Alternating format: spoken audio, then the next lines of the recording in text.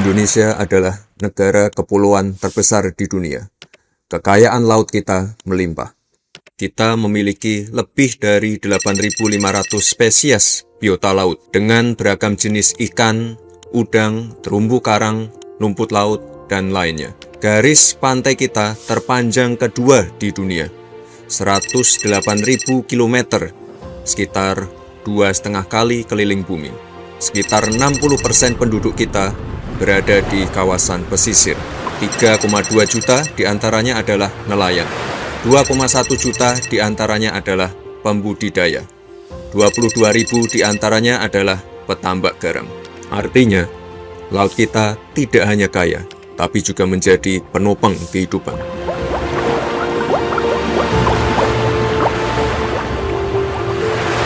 Per tahun, Indonesia dapat memproduksi 9,7 juta ton rumput laut, 7,4 juta ton perikanan tangkap, dan 5,6 juta ton ikan budidaya. Jumlah yang sangat besar.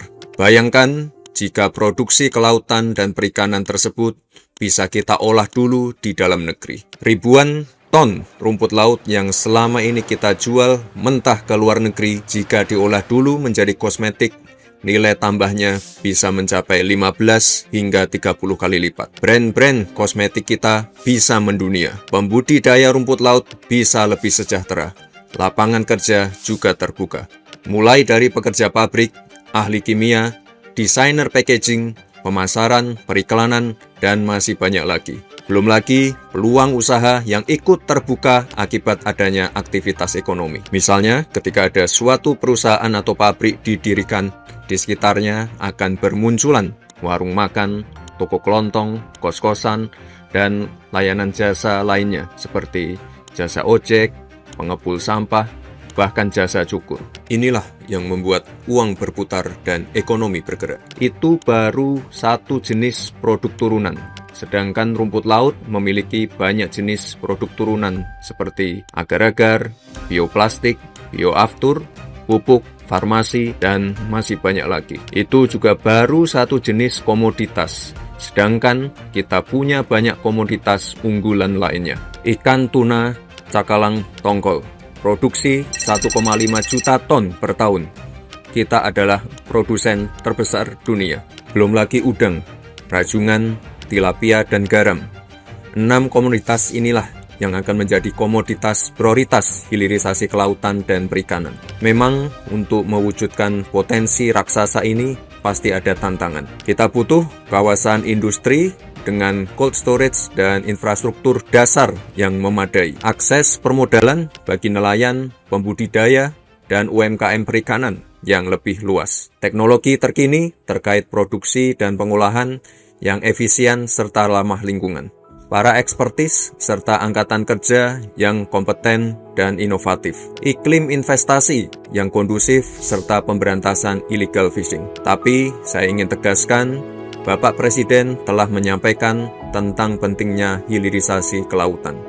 Dan pemerintah akan berupaya maksimal untuk mewujudkannya.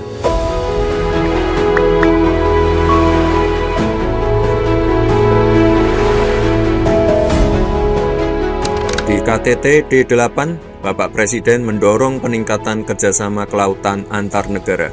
Di Brasil, beliau juga mengundang investasi ekonomi biru dan kapal penangkap ikan. Satgas Percepatan Hilirisasi saat ini juga sedang merumuskan strategi, memetakan pembiayaan, dan mencari solusi atas hambatan di lapangan. Namun, sekali lagi, ini adalah kerja bersama. Pemerintah tidak bisa bekerja sendiri. Dibutuhkan partisipasi swasta, dukungan masyarakat, dan kolaborasi anak-anak muda. Untuk teman-teman yang masih menempuh pendidikan, baik di bidang teknologi, industri, perikanan, farmasi, ayo ikut jam-in, ayo buat inovasi, buat penelitian, bahkan skripsi terkait bidang ini. Saya yakin buah pemikiran teman-teman akan sangat dibutuhkan bangsa.